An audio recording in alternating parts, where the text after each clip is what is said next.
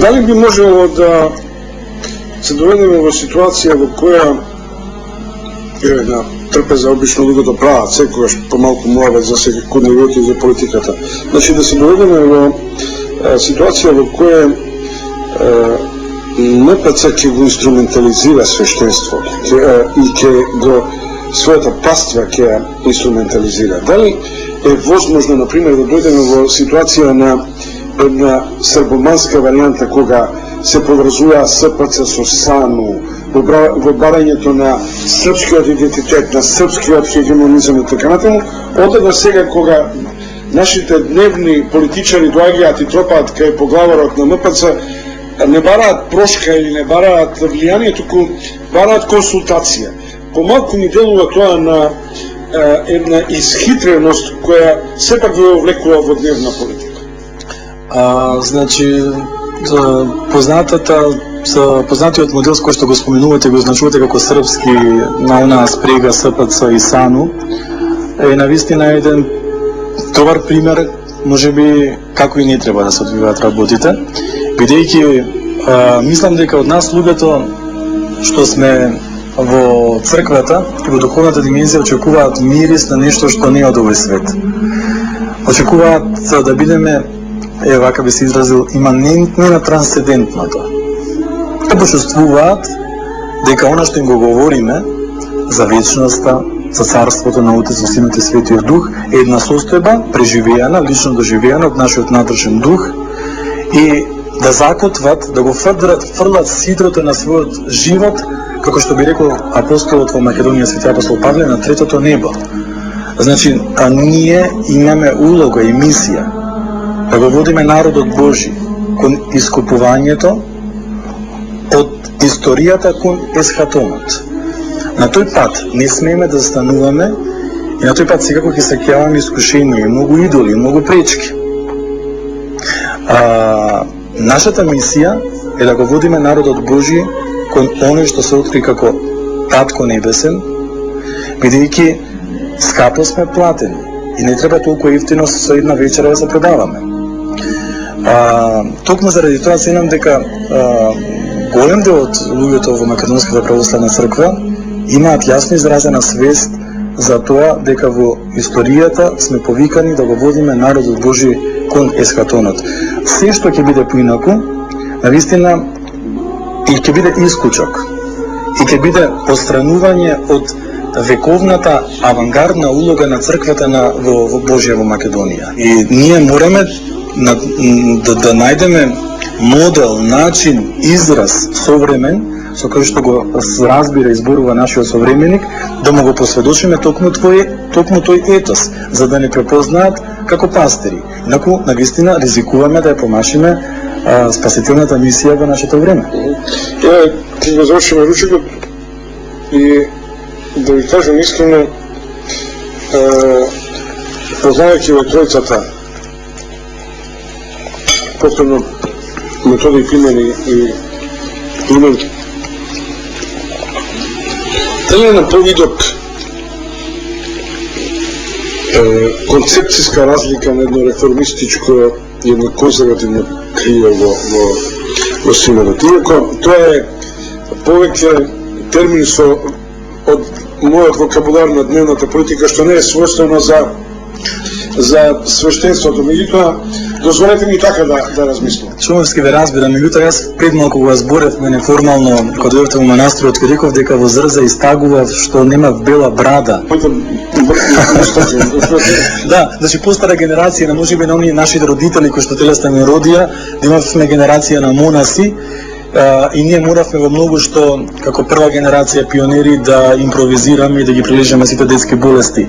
Конечно мислам, ова искрено го кажувам, сум го кажал како мој личен став и пред други медиуми, дека добра комбинација меѓу белите бради во синодот, старите митрополити кои што имаат искуство и нашата младост, ентузијазам е пресудна за да можеме да одолееме на овие искушенија што ги имаме. Струвате ли од нешто? Да ви кажем искрено, како монах, бидејќи младиката е и монах, се плаши најповеќе да не се покаже недостоен од љубовта Божја. Знаете, тоа е стравот, исконскиот страв. Љубовта Божја е тука, ја дава Господ. Ако се покажам недостоен на таа љубов, на таа изразена, манифестирана љубов, бидејќи секогаш верувам дека Бог многу повеќе ми верува отколку јас нему што му верувам, и ако само тоа ме плаши во мојот живот.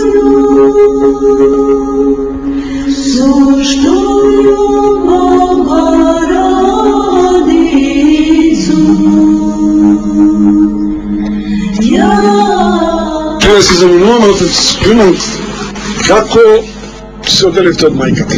Тоа се случи кога имав 21 година, 93-та година, кога замина на Света Гора. Меѓутоа парадоксално се случи еден парадокс, а историјата е полна со такви парадокси.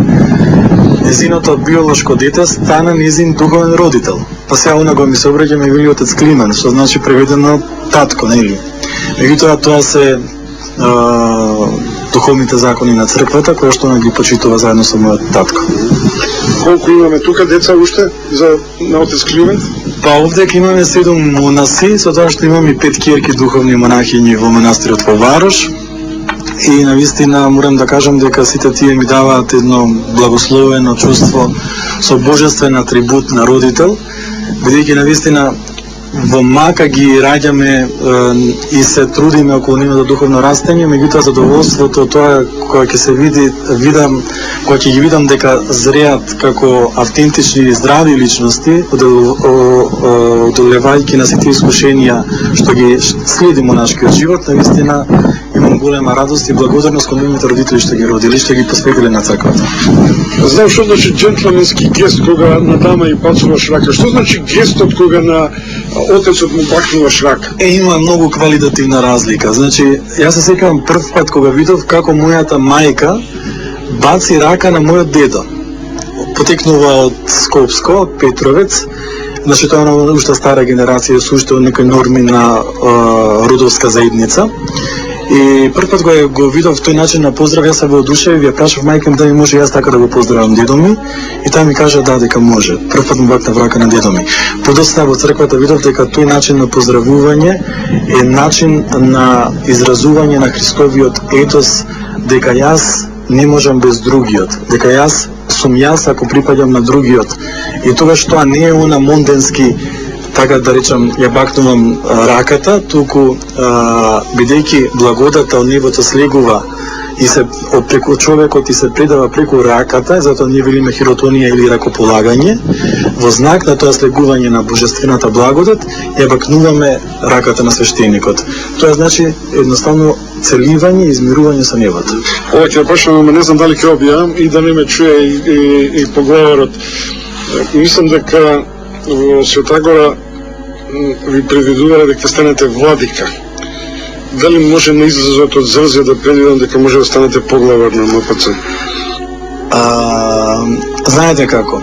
Мислам дека секој човек, секоја личност во себе содржи царско свештенство, харизмата на пророк и тоа ни учи доктрината на православната црква. Секој човек треба да најде своето место по сонцето и да пушти корни да носи плод. Јас моето место навистина го најдов овдека во Зрзе и ќе бидам многу благодарен до крајот на животот да ме затекне токму овдека во манастирот, каде што би ги оставил своите собствени коски.